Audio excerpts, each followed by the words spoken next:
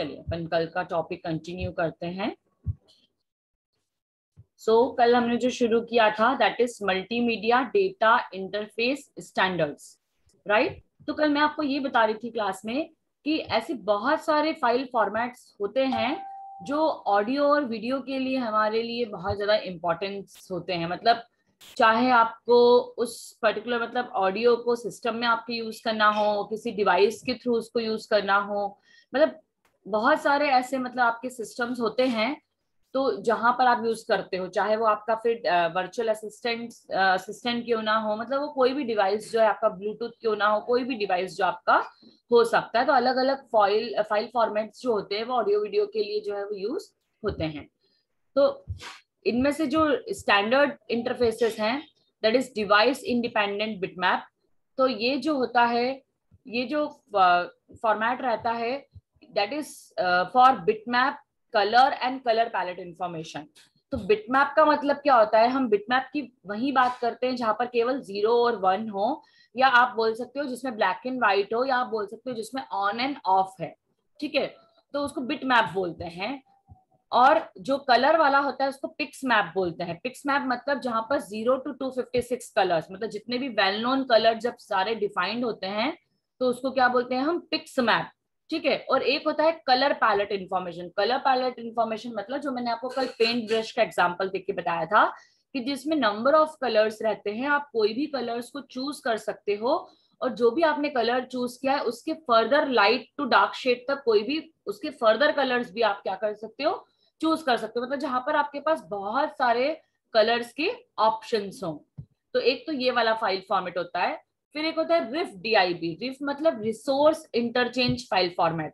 जब हमको कम्युनिकेशन करना रहता है, जब बहुत सारे सेट ऑफ बिट्स को हैंडल करना रहता है, या हम कोई बहुत कॉम्प्लेक्स डिवाइस जब यूज कर रहे हैं, तो वहां पर DIB जो है वो थोड़ा सा वीक हो जाता है। मतलब वहां पर वो इतना स्ट्रॉन्ग जो है वो रिजल्ट्स नहीं देता है, जिसके लिए आप यूज करते हैं रिफ DIB, मतलब resource interchange file format. Clear. फिर उसके बाद आता है आपका मिडी। मिडी मतलब म्यूजिकल इंस्ट्रूमेंट डिजिटल इंटरफेस। जैसे कल की क्लास में मैं बता रही थी कि आप आजकल जब रॉक बैंड वगैरह की परफॉर्मेंस वगैरह देखते हैं तो आपने देखा है कि स्टेज पर जो गिटार यूज होता है, या जो सिंथेसाइजर यूज होता है, या पियानो, मतलब any type of musical instrument जो हम देखते हैं, जो बैंड वाले जो बजाते हैं, वो कहीं ना कहीं वायर्ड कनेक्शन से जुड़े हुए रहते हैं, वो कंप्यूटर से जुड़े हुए रहते हैं, ठीक है ना। मतलब वो इंस्ट्रूमेंट जो है आजकल जुड़े हुए रहते हैं। तो ऐसा क्यों होता है, क्योंकि पहले तो ऐसा नहीं होता था। पहले तो सिंगल यूनिट रहता था, वहां पर कोई वायर्ड कनेक्शन नहीं होता था। तो अभी आजकल क्या हो गया है यहाँ पर, अभी ये हो गया है कि कुछ कनेक्शंस ऐसे हो गए हैं जिसमें कुछ कनेक्शंस ऐसे हो गए हैं जहां पर मतलब आपको और उसको डिजिटल बनाने के लिए, मतलब कंप्यूटर और म्यूजिकल इंस्ट्रूमेंट के बीच में यदि कोई फाइल ट्रांसफर करना है, या आपको कोई नोड्स को कनेक्ट करना है, या आपको कोई उसको मतलब सेव करना है, तो उसके लिए आप आजकल ये सब कुछ यूज करते हैं, ठीक है। चलिए उसके बाद जो नेक्स्ट है वो दैट इज रिफ मिडी। जैसे आपने ओनली DIB पढ़ा, फिर ओनली MDI पढ़ा, फिर वैसे आपने रिफ के साथ DIB पढ़ा और रिफ के साथ MIDI पढ़ा। तो अब MIDI format with RIFF envelope provides a more complex interface. Again यही कि आपको जब आप म्यूजिकल इंस्ट्रूमेंट की बात कर रहे हैं, उसके साथ जब कम्युनिकेशन की बात कर रहे हैं, तो वहां पर यदि आपको कोई कोई कॉम्प्लेक्स इंटरफेसेस का आप यूज कर रहे हो, तो वहां पर वो भी आप रिफ के साथ यूज कर सकते हैं। फिर आपका है palette file format. Palette file format, तो जैसे मैंने आपको बताया कलर पैलेट होता है that is related to colours. तो ये भी ऐसा इंटरफेस है which allows 1 to 256 colours with the RGB values. मतलब इसका जो बेस होगा वो कौन सा होगा, रेड ग्रीन ब्लू, ये उसका बेस रहेगा। क्लियर है आपको। तो ये पैलेट फाइल इंफॉर्मेशन होता है, again that is use for colours. Then आपका रिच टेक्स्ट फॉर्मेट, जो पहले की क्लासेस में मैंने आप बात की है इसके बारे में, रिच टेक्स्ट फॉर्मेट।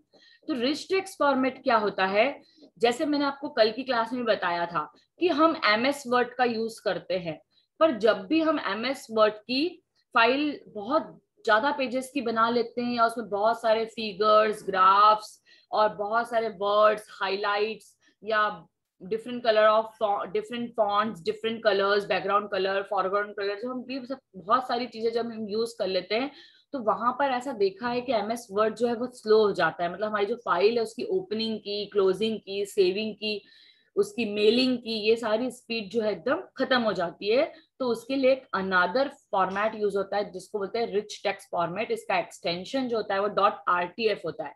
जैसे एमएस वर्ड का .docx होता है वैसे इसका .rtf होता है। And this file format allows embedding graphics and other file format within the document and this format is used by product such as Lotus notes.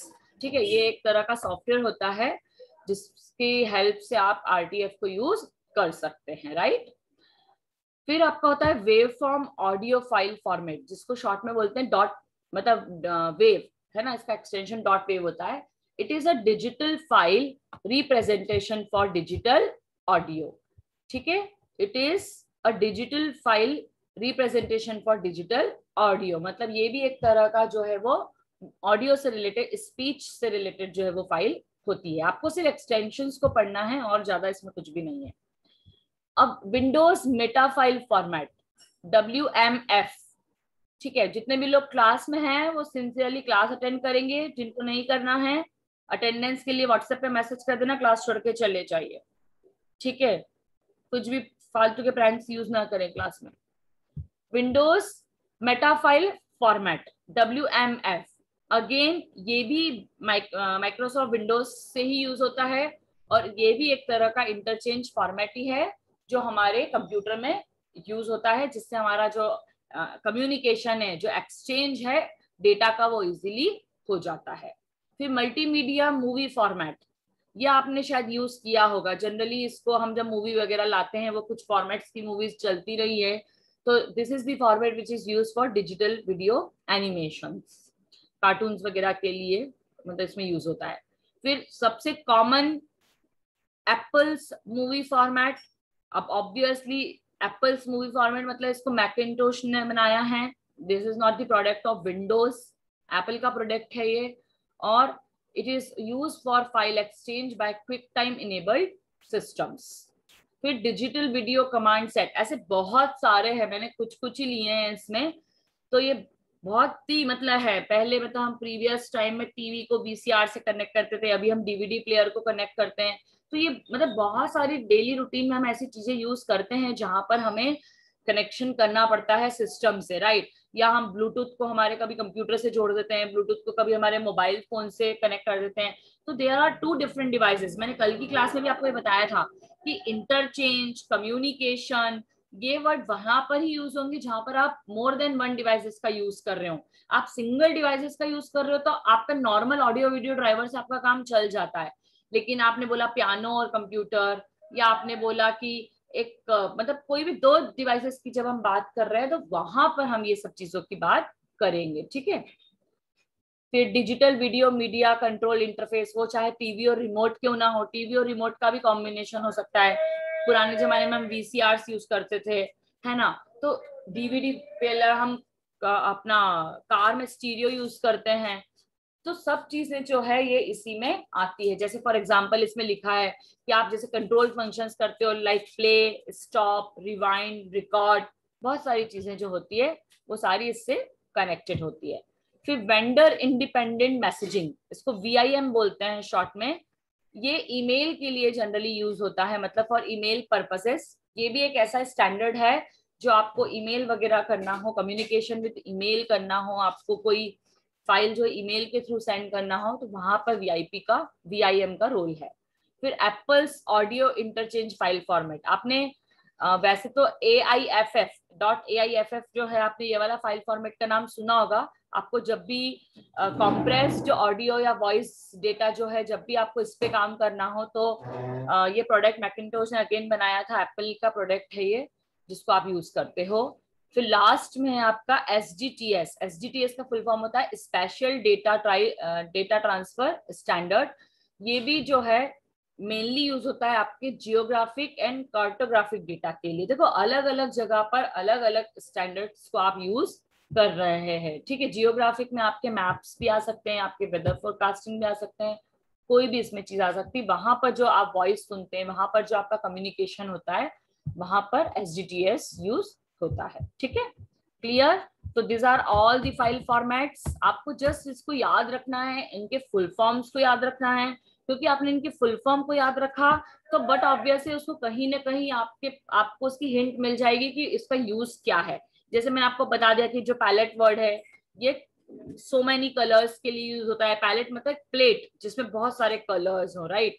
उसके बाद रिच टेक्स्ट फॉर्मेट, मतलब text से related है लेकिन उसमें rich data, मतलब आप maximum से मैक्सिमम अलग अलग फॉन्ट, अलग अलग डेटा को यूज कर सकते हो। मिडी मैंने आपको बताया, म्यूजिकल इंस्ट्रूमेंट। तो ऐसे बहुत सारे अलग अलग स्टैंडर्ड्स जो हैं, इसको आप क्या कर सकते हो, यूज करते हो, जिसमें आप अलग अलग स्टैंडर्ड्स का जो यूज है वो कर सकते हैं। और एक और बात बता दूं, स्टैंडर्ड बहुत सारे होते हैं, लेकिन ये जो स्टैंडर्ड होते हैं this is all according to the आपका यूज, आप उसको किस डिवाइस के लिए कहां पर यूज कर रहे हो। ऐसे ये this are not the only data standard, ऐसे रोज के डेटा स्टैंडर्ड जो है अलग अलग डिवाइस के अकॉर्डिंग जो है वो आपके यूज हो रहे हैं, राइट।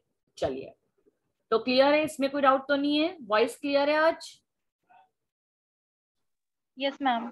ओके, चलिए। तो नेक्स्ट टॉपिक जो है हमारा that is multimedia databases, and this is the very important topic from the exam point of view also. और नॉर्मली भी आपको पता होना चाहिए। जैसे हमने मेटा डेटा पढ़ा है, DBMS में पढ़ा है। What is meta data? कौन बताएगा मुझे what is meta data? Anybody, what is meta data? What is meta data? नहीं पता? डेटा अबाउट डेटा, जी, data about data. Yes, meta data is data about data. मतलब किसी भी डेटा आपके पास जो गिवन है उसके बारे में आपको फर्दर डेटा ढूंढना हो तो that is known as meta data. तो यहाँ पर मल्टीमीडिया डेटाबेस में मैंने मेटा डेटा वर्ड का यूज क्यों किया है, क्योंकि अभी हम जो पढ़ रहे हैं वो एक्सक्लूसिव मल्टीमीडिया पढ़ रहे हैं।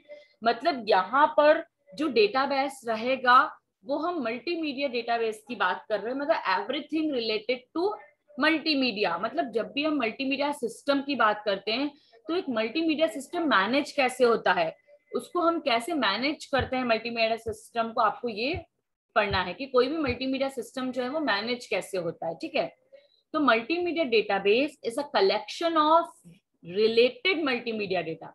मेरी बात समझ में अब आई आपको कि मल्टीमीडिया डेटा से जितने भी रिलेटेड डेटा है हम उसी की बात करेंगे मल्टीमीडिया डेटाबेस में, हम अलग उससे रिलेटेड कोई अलग डेटाबेस की बात नहीं करेंगे।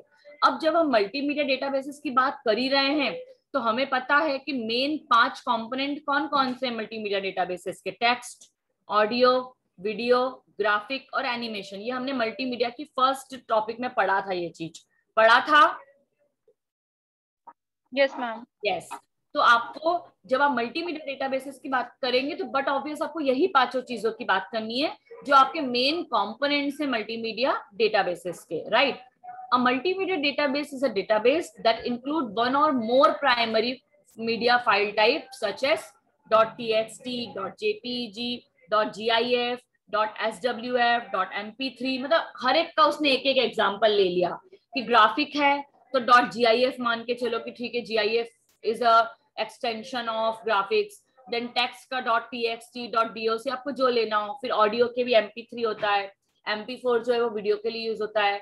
एनिमेशंस के लिए भी .gif आप बोल सकते हो। मतलब हर अलग अलग यहाँ पर जो है हर अलग अलग जो है हमारे एक्सटेंशंस होते हैं। तो हम मल्टीमीडिया डेटाबेसेस में मेनली 5 जो कंपोनेंट्स होते हैं मल्टीमीडिया के, उन्हीं की बात करेंगे।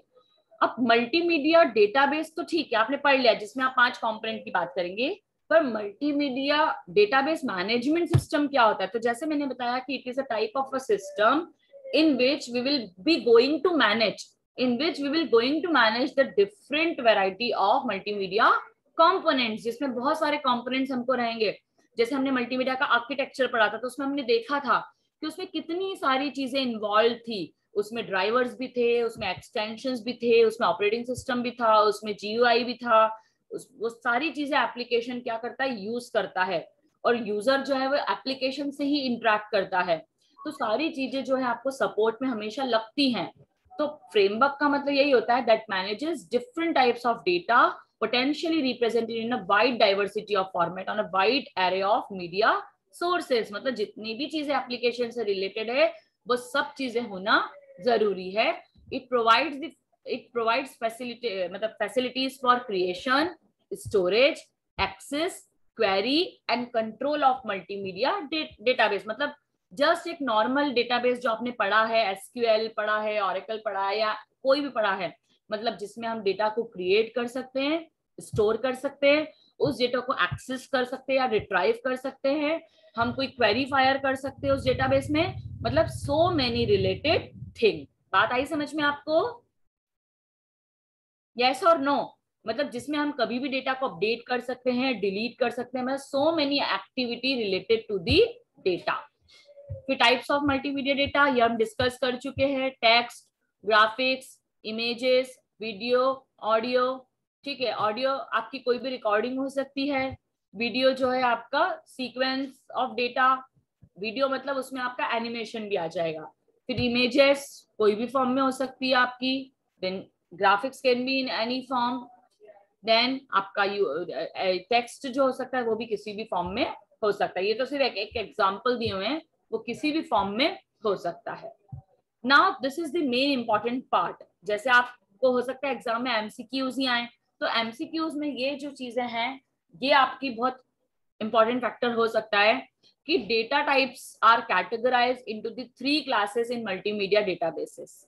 That is static media, dynamic media और डायमेंशनल मीडिया.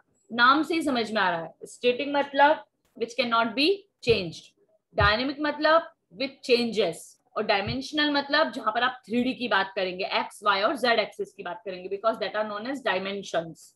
तो स्टैटिक मीडिया जो होता है वो टाइम इंडिपेंडेंट होता है, फिक्स्ड, क्योंकि वहां पर एक बार वो डिफाइंड है. अब आप उसको कभी भी क्या कर सकते हो, यूज कर सकते हो.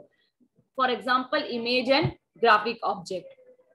लेकिन डायनेमिक मीडिया क्या होता है, इट इज टाइम डिपेंडेंट.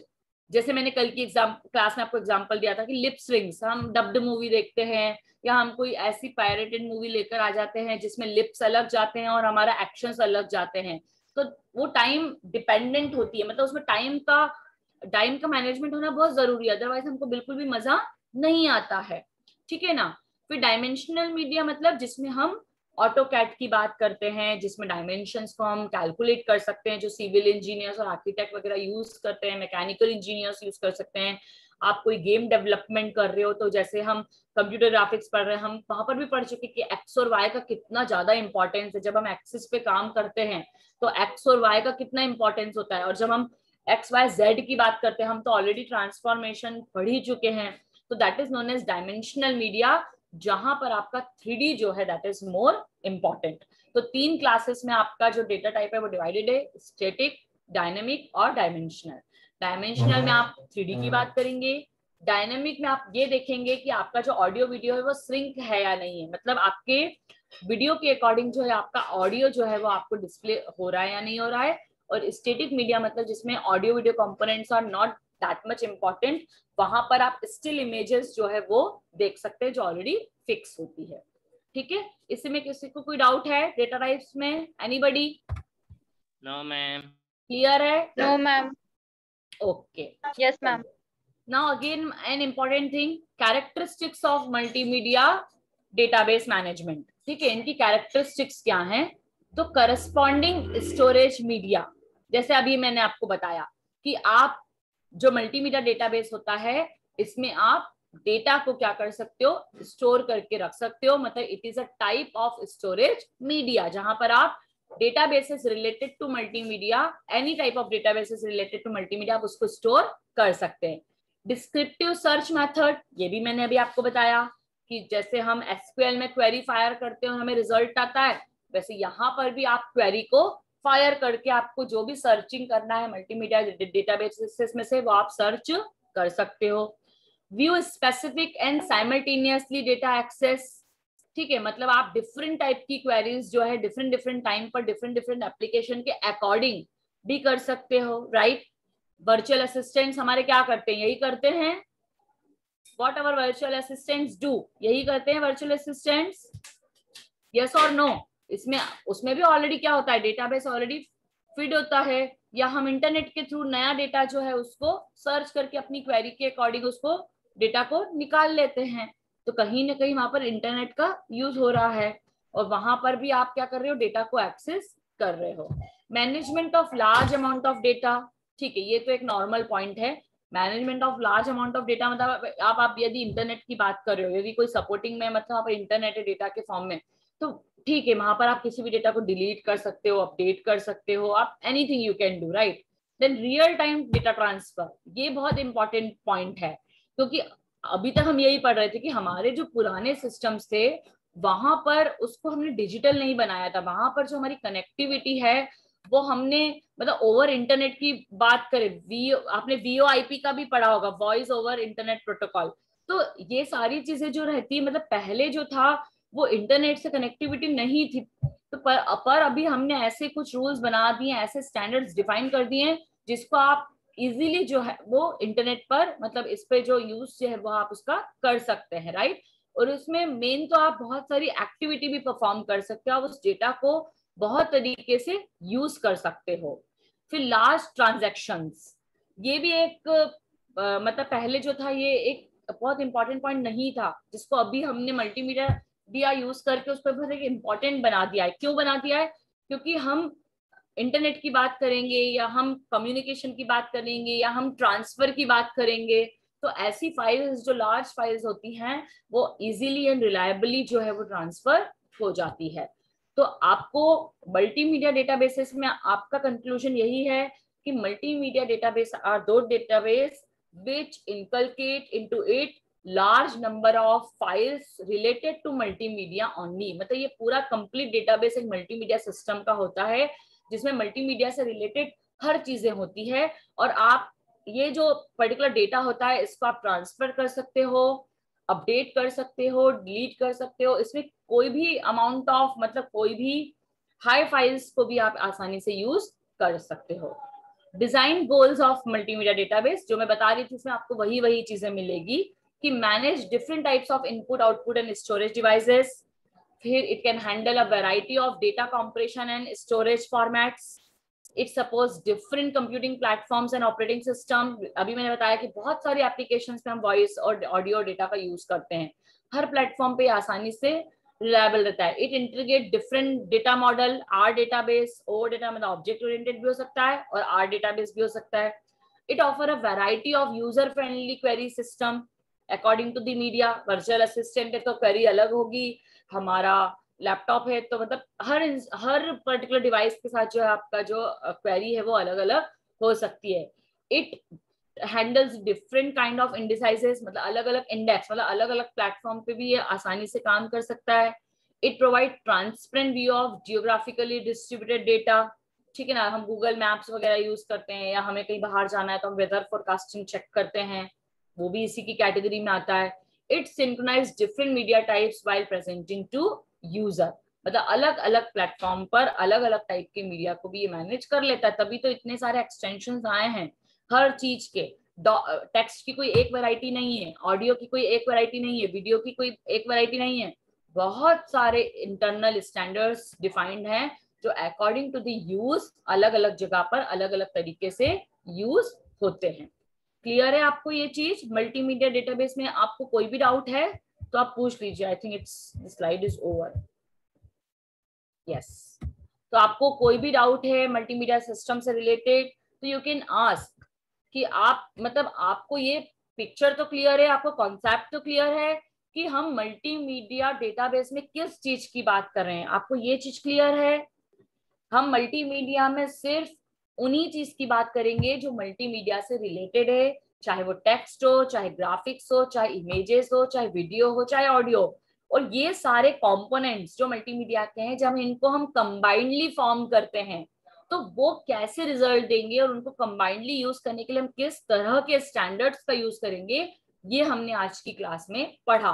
वो चाहे multimedia data standards, interface standards हो या चाहे मल्टीमीडिया डेटाबेसेस हो। आज की क्लास में हमने अभी की क्लास में हमने यही पढ़ा कि हम डिफरेंट डिफरेंट वैरायटी ऑफ चीजों को, अब जैसे व्हाट्सएप है, तो WhatsApp is a complete example of this, क्योंकि व्हाट्सएप में टेक्स्ट भी है, उसमें ग्राफिक्स भी है, उसमें GIF मतलब एनिमेशंस भी हैं, उसके बाद इमेजेस भी हैं, उसमें वीडियो भी है, ऑडियो भी है, हर चीज है उसमें।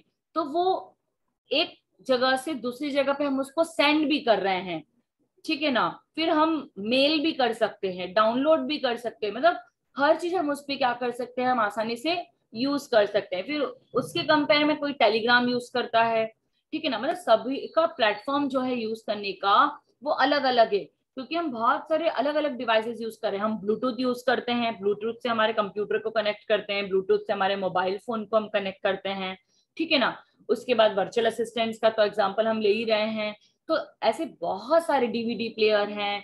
फिर हमारा जो स्टीरियो हम घर पे यदि यूज करते हैं, आजकल तो वायरलेस म्यूजिक प्लेयर्स भी आ गए हैं, मतलब हम बहुत सारी चीजें ऐसी यूज कर रहे हैं हमारी डेली रूटीन में, जहां पर हम ऑडियो वीडियो का और ग्राफिक का कंबाइनली जो है वो यूज कर रहे हैं। Are you getting my point? तो this is the main thing which I have to make you learn today, because multimedia में मेनली जो है वो ऑडियो वीडियो का ही इंपॉर्टेंस है, और उनके सिंक्रोनाइजेशन का बहुत ज्यादा इंपॉर्टेंट है, क्योंकि ऑडियो वीडियो के बीच में यदि सिंक्रोनाइजेशन नहीं होता है, यदि ऑडियो वीडियो के बीच में सिंक्रोनाइजेशन नहीं होता है, तो आपको बिल्कुल भी मजा नहीं आएगा। Are you getting my point? चलिए अब मैम आप कैन यू से सम एग्जांपल्स, आप लोग जितने भी हों, आप लोग कोई एग्जांपल बता सकते हो जहां पर आपने मल्टीमीडिया के सिस्टम में सारे कंपोनेंट्स का जहां आप यूज करते हो, जो एग्जांपल मैंने नहीं बताए हो, ऐसे कोई एग्जांपल आपने सुने हो। हम LCD प्रोजेक्टर यूज करते हैं, तो वहां पर भी तो हम कनेक्शन यूज कर रहे हैं ना, वहां पर भी तो हम क्या कर रहे हैं, उसको कंप्यूटर से जोड़ रहे हैं, हम एक डिवाइस से उसको कनेक्ट कर रहे हैं, और कंप्यूटर में जो है उसका रिप्रेजेंटेशन हम प्रोजेक्टर के थ्रू देख रहे हैं। मतलब अब जैसे हम जूम की बात करूं, हम जूम पे क्या करते हैं, हम जूम पे शेयरिंग ऑप्शंस यूज करते हैं, ठीक है। और आपने वहां पर यदि किसी में को आपको सपोज कोई यूट्यूब का वीडियो दिखाना हो आपको मेरी क्लास में, और यदि मैं मेरा कंप्यूटर का ऑडियो शेयर नहीं करूंगी, तो आपको सुनाई देगा क्या? नहीं सुनाई देगा। मतलब हर जो चीज जो है वो कहीं ना कहीं लिंक है। आपको सिर्फ वीडियो जो है वो डिस्प्ले हो जाएगा, लेकिन मेरा कंप्यूटर का ऑडियो यदि ऑन नहीं है तो आपको वो बिल्कुल भी दिखाई नहीं देगा।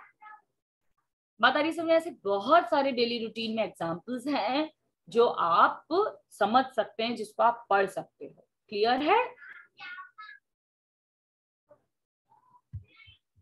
Yes ma'am. It clear to you?